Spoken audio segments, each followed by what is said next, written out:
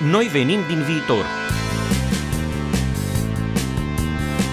Inteligență artificială, revoluție tehnologică, blockchain, realitate virtuală, bani digitali, Internet of Things. Vreți să țineți pasul cu noile tehnologii care ne schimbă viața? Stați cu noi la emisiunea Noi venim din viitor, prima emisiune de radio din România despre secretele viitorului. Cu Mirel, Bran și invitații săi la RFI Romania, în fiecare vineri de la ora 5:30 la 6 și în reluare sâmbătă după știrile de la ora 11. O emisiune oferită de BRD, Grup Societe General și la French Tech. Bine vă regăsim la o nouă ediție a emisiunii Noi venim din viitor, prima emisiune din România în care vorbim nu despre ce a fost, ci despre ce va fi. Sunt Mirel, Bran și timp de o jumătate de oră vă propun să ne uităm la noi puțin pe dos, nu dinspre trecutul nostru, ci din viitorul nostru. Iar viitorul arată bine. Astăzi un muncitor are acasă mai multe facilități decât aveau regii în palatele lor acum 150 de ani. Da, trăim mai bine datorită tehnologiilor care ne-au ușurat viețile.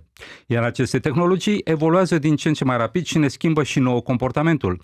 În curând nu vom mai avea nevoie să fim proprietarii unei mașini pentru a ne deplasa. Vom plăti doar deplasarea cu o mașină care nu ne aparține.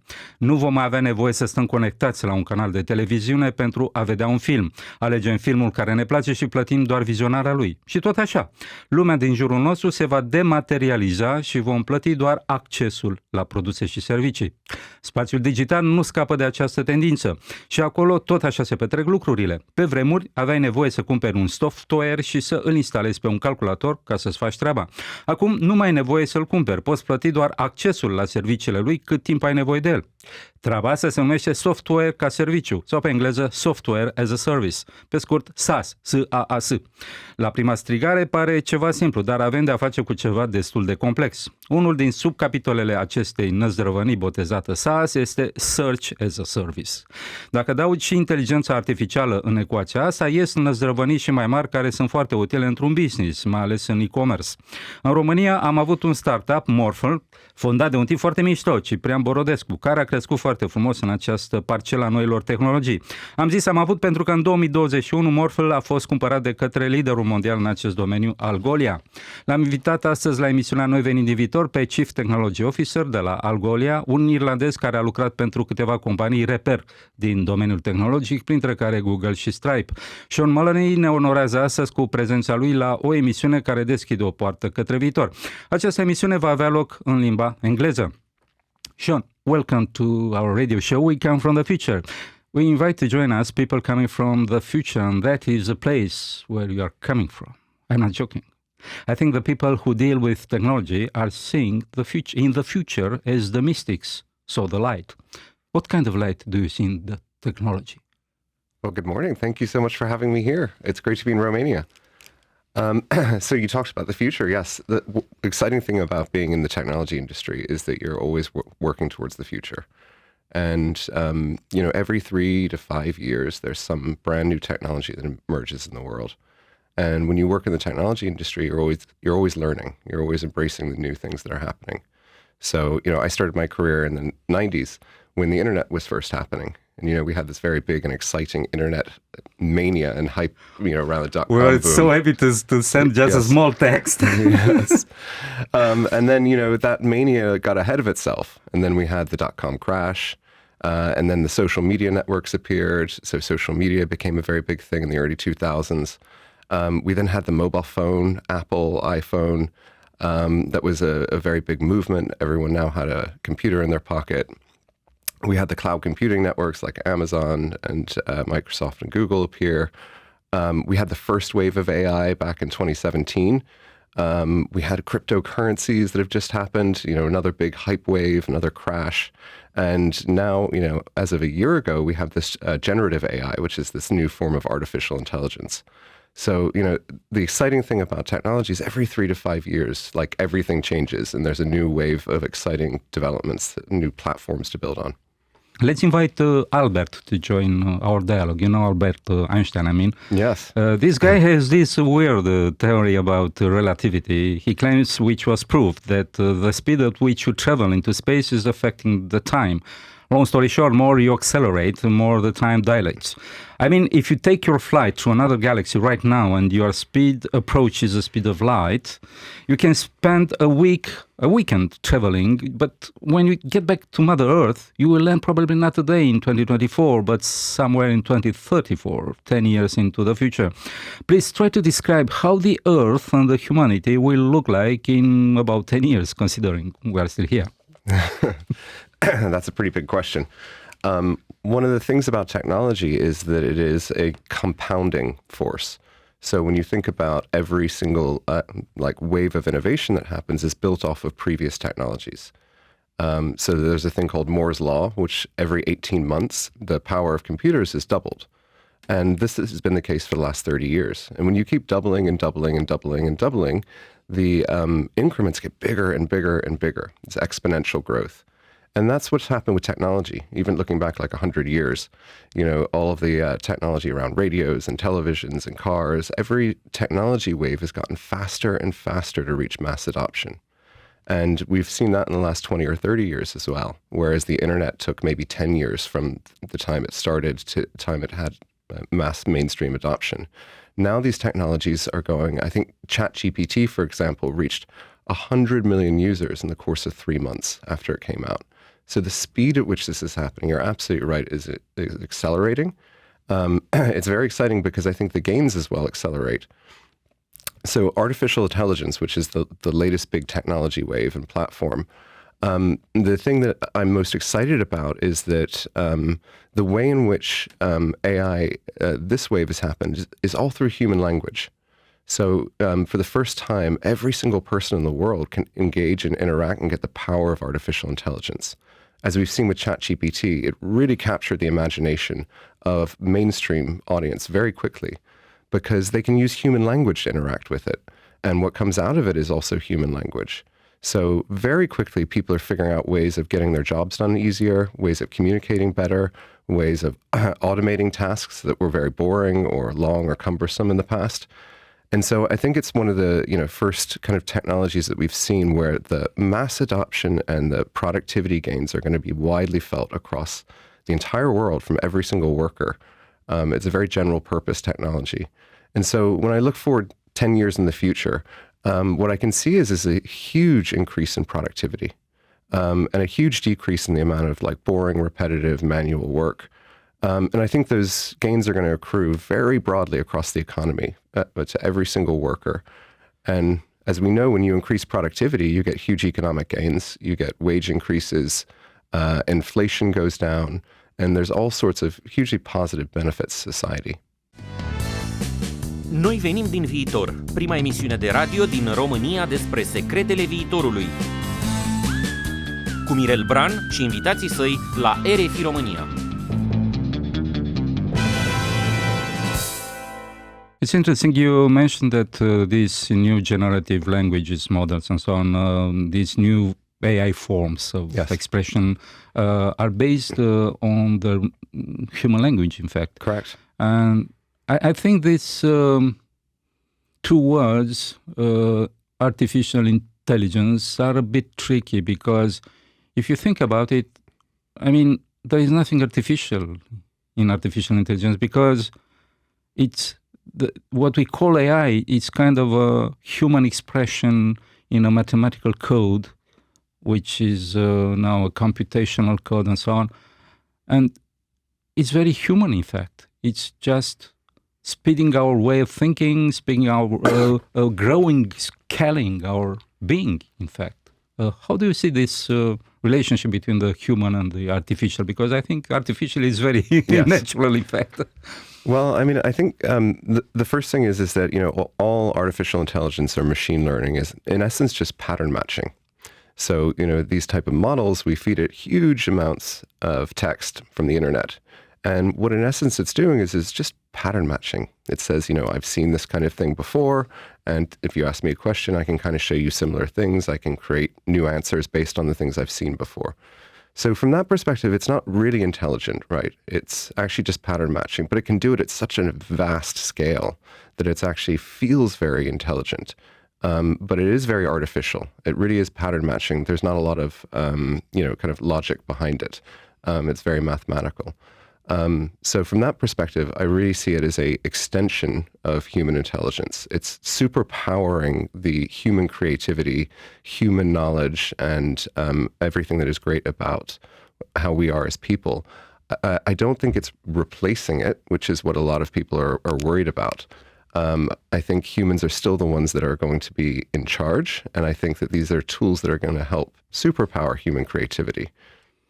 Yeah, I'm sure of it. It's really very helpful to work with these new tools today. Sean, you work for companies that are shaping the world we live in. You've been with Google for more than 7 years, spent some time within the European Central Bank, then joined Stripe as a Chief Information Officer in Europe. You're also an angel investor with Sequoia Capital and a member of Ireland's AI Advisory Council. In November 2022, you have been appointed Chief Technology Officer at Algolia, the leading AP-first platform for search and discovery. Man, this is quite something. Let's provide a brief overview of Algolia for the Romanian audience. Walk us through the journey of the company from its inception to the present day. Yeah, thanks. Well, Algolia was founded just over 10 years ago by two French entrepreneurs. And the goal of Algolia has always been to empower developers and be behind the scenes helping others create great businesses. And we do that because search is such an important foundational part of the internet and every single application that is built. And search is actually a pretty complicated problem to solve.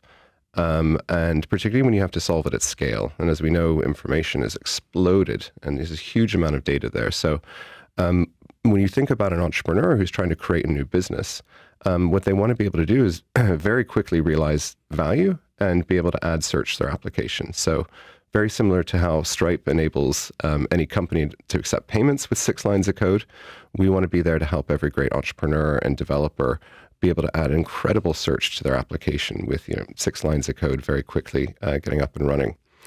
Algolia is actually the second biggest search engine in the world now. So we power over 20,000 different websites. We do about 2 trillion queries every single year. And about 1 in 5 internet users will engage with an Algolia search box on one of these 20,000 websites. So although we are not like a household name, we sit behind the scenes and we power the infrastructure of a lot of the internet. Noi venim din Viitor, prima emisiune de radio din România despre secretele viitorului. Cu Mirel, Bran și invitații săi la RFI Romania. Algolia, about years ago, a young startup, Romanian startup, Morphle, built by Ciprian Borodescu. Yes. Why Romania? Well, when Algolia has always been investing in AI for the last 4 or 5 years.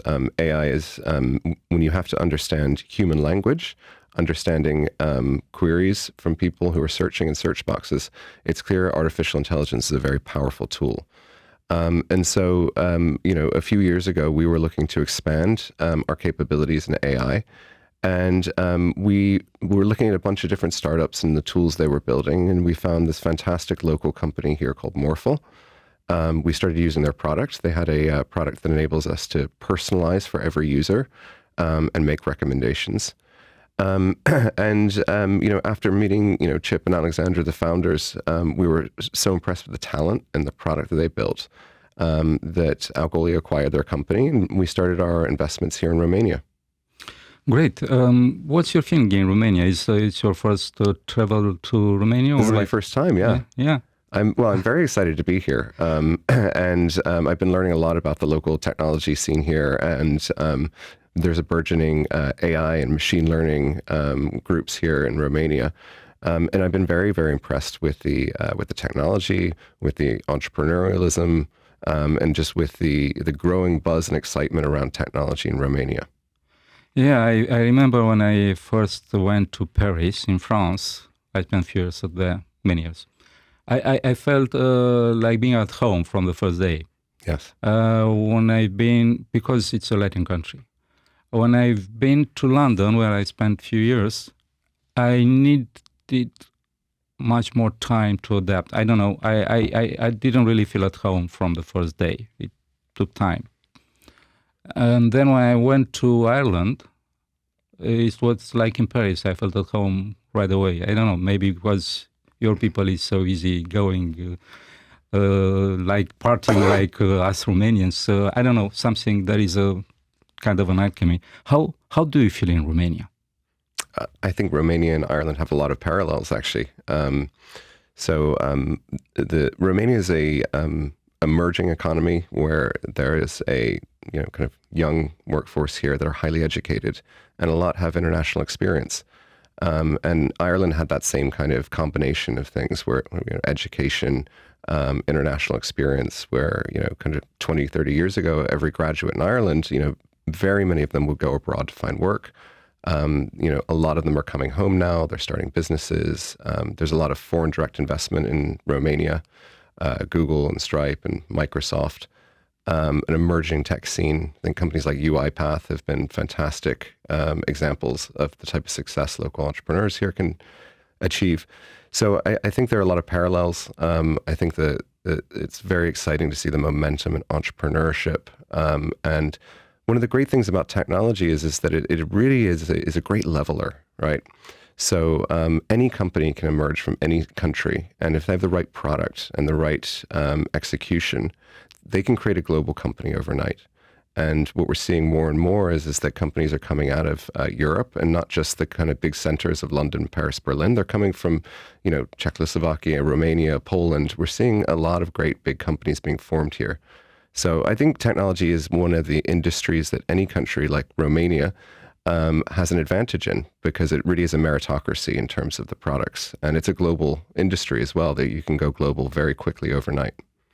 Yeah, I was listening to you, and I was thinking about this young Romanian generation, which is very passionate about the new technologies and so on. And I think the new technologies are they have kind of a democratic side, because they gave access to everybody to build a business with these new tools. My generation dreamt about doing it, but we didn't have the tools.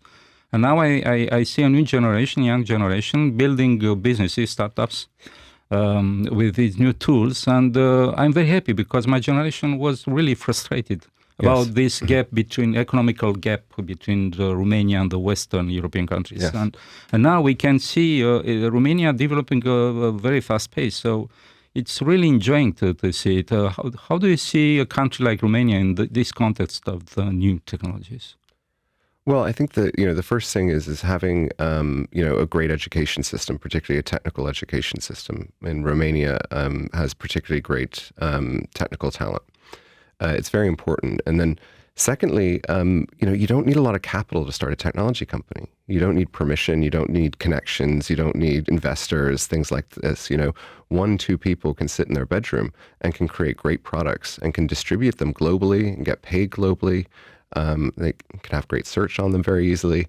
And it's amazing just the difference between, 20, 30, 40 years ago. In order to start a business in a country like Romania or Ireland or somewhere else, you'd have to have the right connections, you'd have to have capital, you'd have to have influence. And so I think it's a great kind of democratization of talent.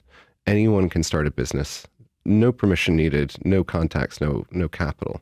And we're seeing it happen all over the place. I think, Romania has a very burgeoning kind of seed investment and Series A, with more venture capital funds are coming here. And so I think it's a great leveler. It's like really democratizing access to entrepreneurship, being in the technology industry. Noi venim din Viitor, prima emisiune de radio din România despre secretele viitorului. Cu Mirel, Bran și invitații săi la RFI Romania. What's the place of Romania in the Algolia ecosystem? Yes. So the company we acquired now powers all of our personalization systems and recommendations inside of Algolia, which are two very big product features that we have. And although Algolia operates at a very big scale, we're still a pretty small team, so we have a couple hundred people in our engineering team. So our Romanian office is actually a pretty big part of the group. It's the reason why I'm here this week. We're kicking off our new year and wanted to spend time with the team here.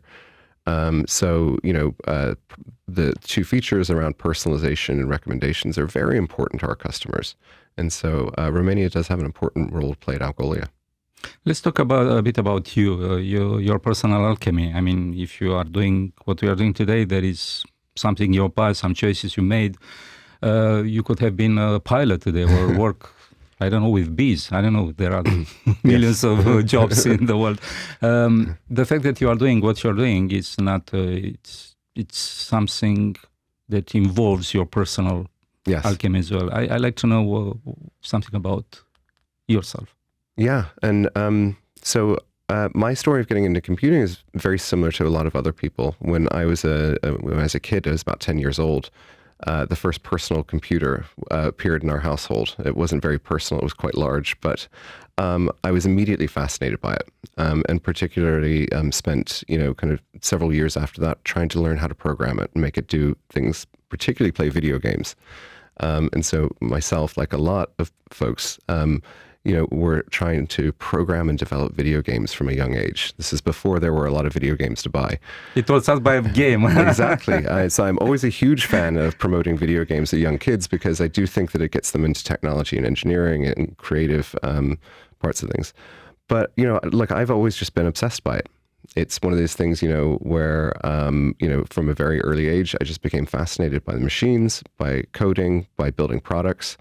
I've just been lucky enough to be able to be in the industry. Every 3 to 5 years, everything changes. So it never feels boring. There's always new challenges and new technologies to learn. And I feel kind of like renewed and rejuvenated every few years. And like with the new wave of artificial intelligence and generative AI, it's an absolutely fascinating technology. And so I think when you're in the technology industry, it never gets boring. I just adore learning. I'm always been drawn to learning new things. And there's always opportunities in the technology industry to learn. So I think that's been one of the keys to me being continuing to be passionate, is just always having an opportunity for the next wave and the next wave to learn about the new technology in the future. What would be your advice for the young generation, Romanian generation, not only? Let's say if we were 18 years old again, what would you do now? Oh, I would do exactly the same thing. I think technology is always going to be the future. I think it's an incredible career. It's an amazing way to have independence, to be an entrepreneur. In my 20s, I had 3 startup companies and learned so much about business whilst also being able to be an engineer. So I would encourage everyone, particularly, when you're kind of that younger teenage years, 10, 11, 12 years old, learn to code. There are so many fantastic resources online at the moment, particularly if you want to build your own video games, build your own websites. Learn how to code and learn about technology, because it's always going to be the future. It's going to be a bigger and bigger part of our economy, our workforce. And if you have those types of technical skills and the ability to build and create new products and new ideas, you're always going to be in demand, and you're always going to have a lot of options of what you can do in life. Usually people, when they think about technology, they think about something very complex, very complicated, hard to understand, and so on. So your advice for the young people is to learn to code. What about coding? Because everything was automated like these last years in all the fields, including the coding. Is it so complicated, so complex? Okay, it's a complex operation, but is it so complicated to do it today? Because I think it's easier and easier. Yeah. It's never been easier to learn to code. There are so many courses you can learn on YouTube these days. And now we have these AI-assisted tools that help you with the coding and can make suggestions, can correct any errors you make. But I still think it's going to be incredibly important in the future. I think software development and coding is one of these things where AI is helping make people, 5, 10 times more productive. So even engineers in our team are now using AI-assisted tools to write code. And the productivity levels and the quality of the code they're able to write is considerably changed by AI. So I think we're living in a golden age where it is easier than ever to learn these skills. There's, a lot of people are somewhat kind of scared. It's too complicated. It's too technical. I was never good at maths. It doesn't matter. Anyone can learn to code. And it's something that I think everyone should try. Just like, everyone should learn to play a musical instrument. They should be great at, English and written words, mathematics. It's one of the kind of, I think, core skills that everyone going forward should learn as part of modern society. Noi venim din viitor, prima emisiune de radio din România despre secretele viitorului. Cu Mirel, Bran și invitații săi la RFI Romania. I wrote a small book about technology and I illustrated it with DALL-E at the time. Meanwhile, we have a lot of generative platforms for images, and I was so fascinated to see my story made of words transformed in an image which was so I don't know how to describe. I was really fascinated. Yes. It's a machine doing this. It's amazing. Yes.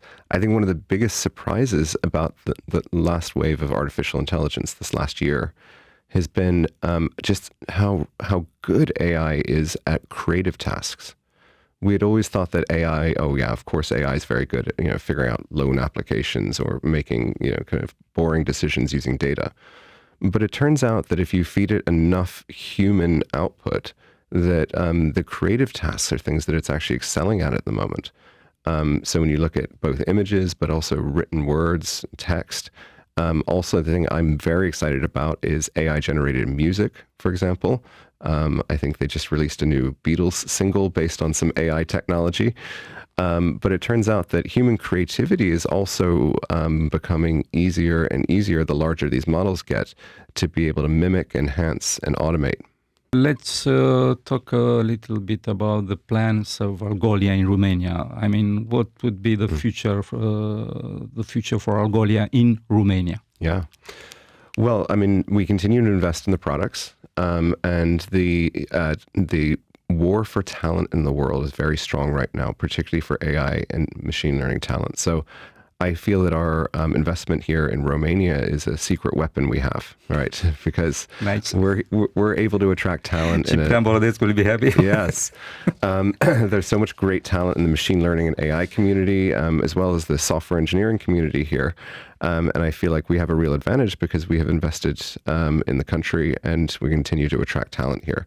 So, when you're in a technology company, particularly an AI-powered company, attracting fantastic talent is one of the critical things that you need to do in order to succeed. And so I really see Romania as part of that strategy for us. I'm sure our audience will appreciate this point of view. Sean, one last question. If you had a robot able to do all the work for you and you would have all the time in the world for you, what would you do? Well, that's pretty easy. I would continue writing software. That's what I'm passionate about. No, I think I would spend more time with my family. Absolutely.